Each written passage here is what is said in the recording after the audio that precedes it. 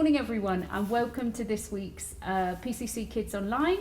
We are very excited for you to be joining us, and this week we are continuing to look at the amazing person of Jesus. Now, this week I thought we would start with a game all about not being able to see something, but guessing what it is. So the game is called Guess What. So Amy and I are going to play, but you can play this at home with your families too. So in this bag here, I have a couple of objects that Amy is going to try and guess by asking some questions. So she might ask some questions just to try and guess. I can only say yes or no, and we'll see if she can do it in less than 10 questions. Are you ready, Amy? Okay, so is it an object? Yes. Is it something I would find in the house? Maybe. Oh. Is it something I would find at work in an office? Yes. Is it something, so that's two questions for you. Okay. Is it something that you have to plug in? No. Is it something really expensive? No. Oh, that's 5 questions. Is it something that is made of metal? Oh, yes, it does have some metal. Okay. So, it's made of metal, I don't plug it in, it's in an office, maybe at home. Is it used for cutting things? No. Oh, I thought it was scissors. Is it used, so I'm in an office, what might I be doing? Is it used with something else? So like, would I have to use it with like another object or another thing? Would I have to use it with something? Yes, you do need a couple of things actually. Oh. Is it... So it's made of metal, it's not scissors, I might use it with others. Would I still use it with paper? Yes. Oh, guys, have you got any ideas what it might be? I'm still a bit stuck. So, made of metal, in an office. Is it... Oh, can I guess? Or do I have to wait? Yeah, take a guess. Is it a stapler? Oh, shall we take a look and have a look inside? It is a stapler. Well done, Amy. Fantastic. Do you want another go? Have we got time for another go? Let's do one really quickly, shall Okay, right. Is it an object?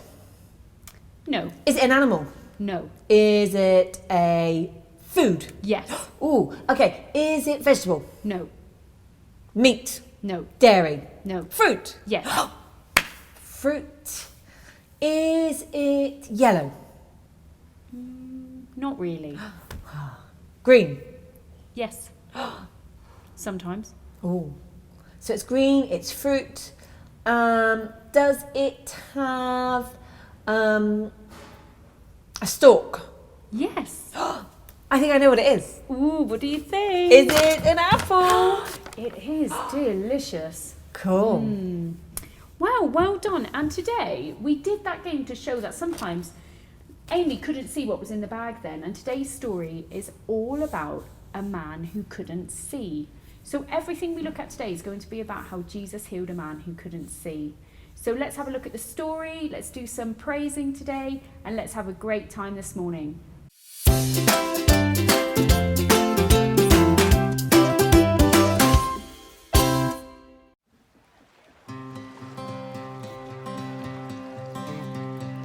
In my wrestling and in my doubts, in my failures, you won't walk out. Your great love will lead me through. You are the peace in my troubled sea. Whoa, you are the peace in my troubled sea. In the silence, you won't let go. In the questions, your truth will hold. Your great love will lead me through. You are the peace in my troubled sea. Whoa, you are the peace in my troubled sea.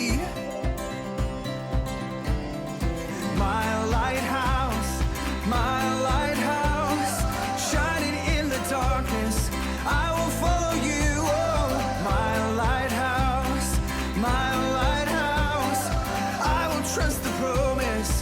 You will carry me safe to shore. Safe to shore. Safe to shore. Safe to shore. I won't fear what tomorrow brings. With each morning I'll rise and sing. My God's love will lead me through. You are the peace in my troubled sea. Whoa, you are the peace in my troubled sea. Oh, you are my light, my lighthouse, shining in the darkness. I will follow you. Oh, my lighthouse, I will trust the promise. You will carry me safe to shore. Safe to shore. Safe to shore. Safe to shore.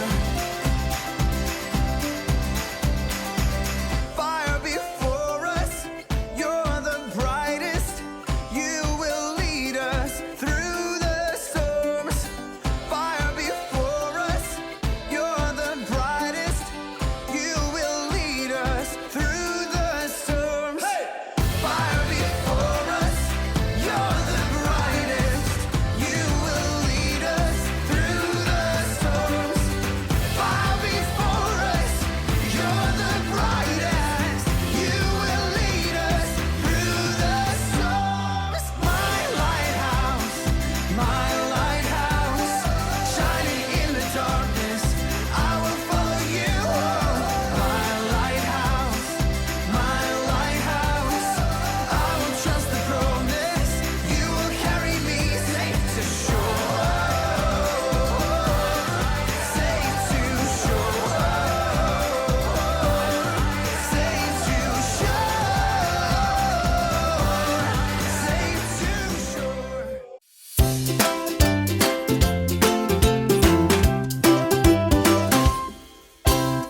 One day, Jesus was walking with his disciples, and he saw a man who was born blind. Hey, Jesus! His disciples wondered whose fault it was that this man was blind. Jesus told them it was not because anyone sinned, but rather it was because the power of God could be shown through this man's life. Then Jesus spit on the ground and made mud. He spread the mud over the blind man's eyes and told him, "Go wash yourself in the pool of Siloam."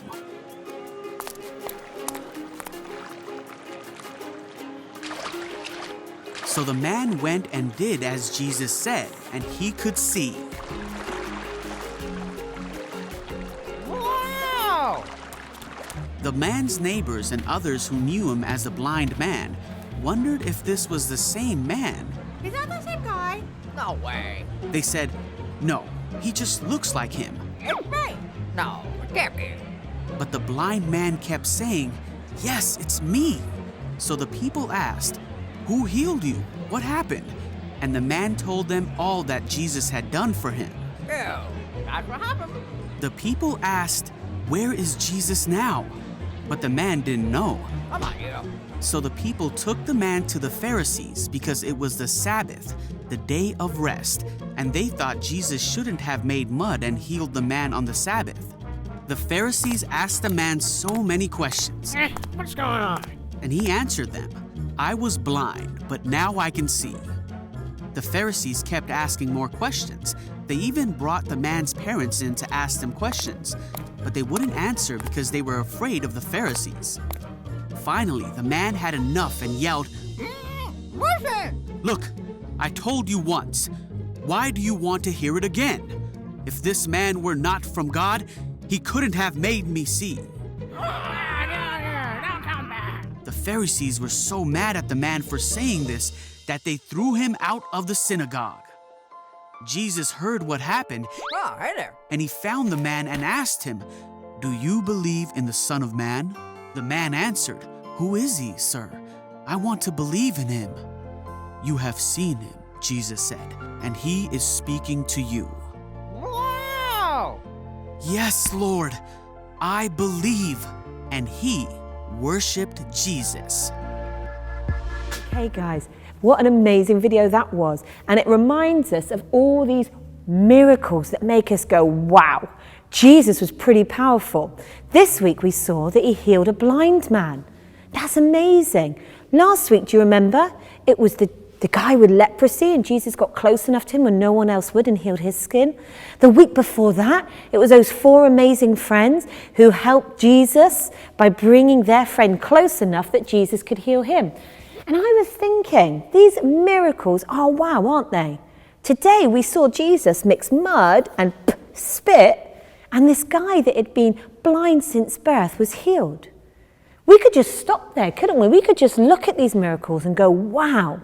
But I'd like to talk to us just for a few minutes today, following that video, about 2 other things. I wanted to talk about not only the miracles, but me and about Jesus. Now, what I would like us to think about is, if we just followed the signs to the miracles, we would be absolutely right to say, wow, miracles are miraculous. They're everyday supernatural. Sorry, they're not everyday, they're supernatural things that go, wow, somebody behind that miracle is pretty powerful.